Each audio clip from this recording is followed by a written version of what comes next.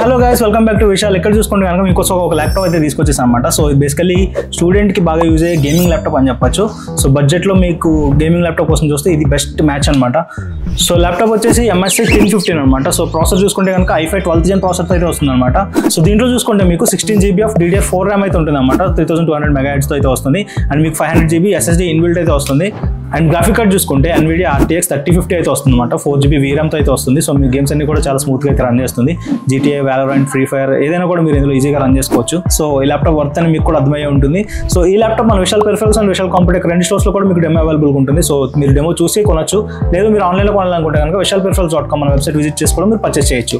So ఈ ఆఫర్ని ఇప్పుడే grab చేసుకోండి.